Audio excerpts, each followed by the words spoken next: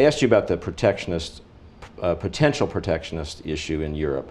Let me ask you the same question about the U.S. You know, we've been through a dark economic tunnel in this country for about 5 years. It's the sort of environment that tends to increase protectionist sentiment. People worry more about protecting jobs. What is your sense of it as a political question now? What are you finding in your conversations with people on the Hill about the openness to free trade in a strained economic environment? I think notwithstanding the strained economic environment, people understand that with 95% of the consumers of the world outside the United States, we have to be engaged. We have to be engaged in promoting global growth, as we do through the G20, for example.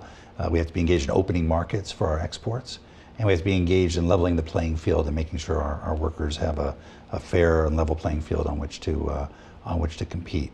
I think what's been remarkable over the last 4 years, and I think the G20 played a significant role in this, is how little protectionism there's actually been. At the worst economic strains in 70, 80 years. And yet, when you look at all the measures adopted by all the major countries, it has affected actually a tiny percentage of global trade. And I think that's because leaders came together, didn't want to repeat Smoot-Hawley of the 1930s, and really committed themselves to reducing protectionism where they found it and not to engaging in additional protectionism. So it could have been a lot worse. Could have been a lot worse. Yeah. Let me ask you one final question. If we were having a conversation like this 10 years ago, much of it would have been about a global trade agreement, the so-called Doha round, WTO. We're talking instead here, and the conversation in general about trade is about either bilateral country-to-country agreements or regional agreements. Has the idea of global trade agreements gone out the window just because it's too complicated? You know, I think everybody agrees that the best and highest form of trade liberalization would be global, would be multilateral trade liberalization and at the WTO.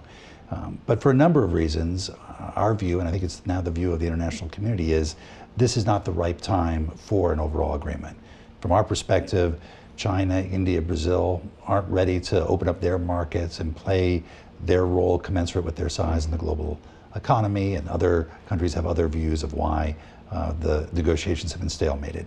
That doesn't mean we can't make progress, and one thing we're trying to do in Geneva is create positive momentum for further multilateral trade liberalization by negotiating a services agreement, an agreement to expand the trade in information technology, and an agreement around trade facilitation. And we're making progress on all of those, even as we and a number of other countries pursue regional trade agreements.